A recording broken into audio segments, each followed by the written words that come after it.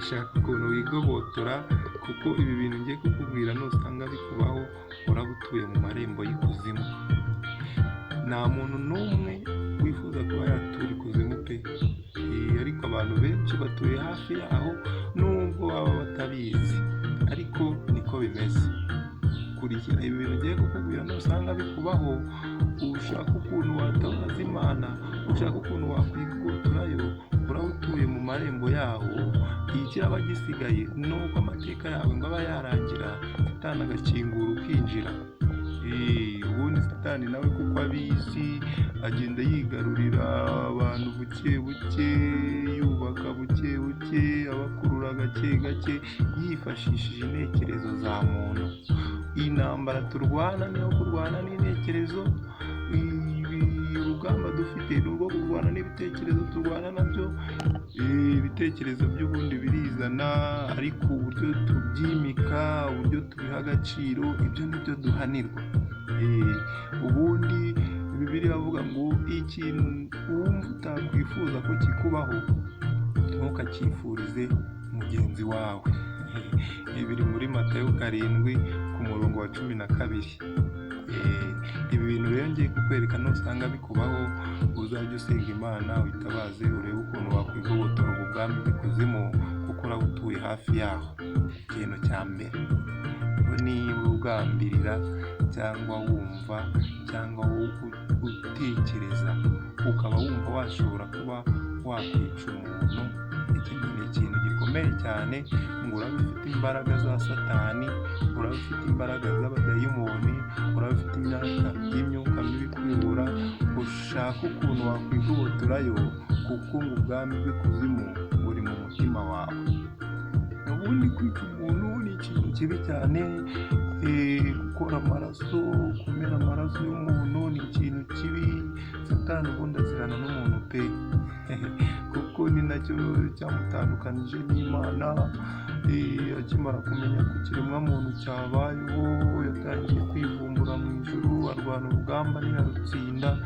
Ariko nyine iyo atomboye akabona undi muntu yifashisha ngo barimbure ikiremwamuntu, yumva bimushimishije. Iki kintu ni kibi cyane rero. Niba izi ntekerezo cyo zigira, cyo zirwaniriza kure wivuye inyuma, utabaza Imana iguha ubutabazi, utabaza Imana ubushobozi kubirwanya, kuko uko wabikora kose, wamugambanira, wabyikorera, mbega niba ibi bintu bya wumva wabishobora, ufite abadayimoni bakuyoboye, tangira urwane no kwigobotora ingoma yaho, kuko ubwo ni bibi cyane. Ikintu cya kabiri ngo ni ishyari. Ishyari naryo ngo ni ribi cyane, kuko naryo ngo ni abadayimoni baba bihanze muri byo, bakihanga muri izo ntekerezo. Ngo nugirira ishyari inshuti yawe, ukagirira ishyari umuturanyi wawe, ukagirira ishyari umuvandimwe wawe, nagera ku kintu runaka ukamugirira ishyari, nazamurira umushahara ukamugirira ishyari, nigurira akamodoka ukamugirira ishyari, nigurira amasambu ukamugirira ishyari, utera imbere ukamugirira ishyari. Ibi bintu ngo ni bibi cyane, kandi ngo ni ibintu bikururwa n'abadayimoni baba bihanze mu ntekerezo, bakihanga mu mutima wawe, nawe ukabyimika. Iki kintu nujya wumva kikubaho, menya ko utuye hafi y'ikuzimu. Ubundi utangire gutabaza Imana, usenge Imana irahari ngo utabare pe. Imbaraga zo mu ijuru zirahari, ubutabazi bw'Imana burahari ngo bugufashe. Nutabaza ukumva ko ari bibi, ugatangira ugasenga Imana, izohereza abamarayika bakurwanirire, kuko ibi bintu si byiza, byagusunikira umuriro. Ikintu cya gatatu ngo ni umujinya. Umujinya burya nawo ni umudayimoni uza akihanga mu mujinya. Ugize umujinya, ukagira umujinya w'umuranduranzuzi, ukagira umujinya ku buryo wagukoresha ikindi kintu utagambiriye, ngo uyu nawe ni imbaraga y'imyuka mibi, ngo ni imbaraga ya Satani. Umuntu ugira umujinya nk'uyu nguyu ngo aba yatewe n'abadayimoni, kandi ngo bashobora kugukoresha ikintu kibi, ugasanga wisanze ahandi hantu utazi cyangwa utakwikura, kubera ko ngo ubu ni ubwami bw'ikuzimu buba bwakugendereye. Utangira utabaza Imana rero, usenge. Imana ni nziza, Imana ni urukundo, Imana ifite ubutabazi bwinshi kandi bukomeye, icyo ishaka ni ukwitabaza,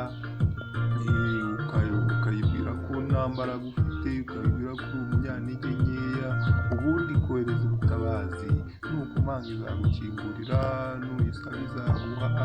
Ubundi izi ntekerezo zose turwana nazo nizo zigira umuntu kuba umuntu, nizo zigira umuntu gutura ahantu heza, nizo zizamuhesha kuba azaza ajya mu ijuru cyangwa akajya ikuzimu. Ariko ibi bintu twimika mu mutima, ibyo wimika mu mutima nibyo bigufasha, nibyo byagukugeza ahantu udashoboye udashaka.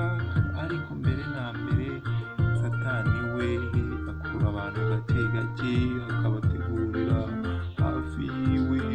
Ubundi icyo aba ashaka, iyo wamaze kwimika izi ntekerezo, aba ategereje ko amateka yawe yarangira, akagukingurira ukinjira mu bwami bwe. Kandi ngo iyo amateka y'umuntu yarangiye, ntaba yashobora no gutabaza ngo atabaze Imana imutabare. Kuko niba ukiriho uyu munsi, ufite amahirwe yo kuba wabwira Imana ikagutabara, ikagukura muri ubwo buvumo, ukatabaza Imana, ikohereza imbaraga n'abamarayika bakakurwanirira.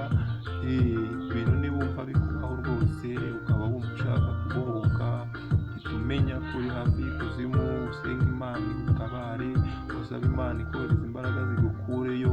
Kandi Imana iracyicaye ku ntebe y'imbabazi, iracyagutegereje ko wayitabaza. Tabaza Imana iragutabara, kandi nta muntu n'umwe ugisubiza inyuma. Naho waba warabikoze, nugarukira kwakira, amahirwe naya, iracyahari rwose ngo ukwakire mu bayo. Aho ujya usenga cyane, murakoze cyane. Shaka ukuntu wigobotora, kuko ibi bintu ngiye kukubwira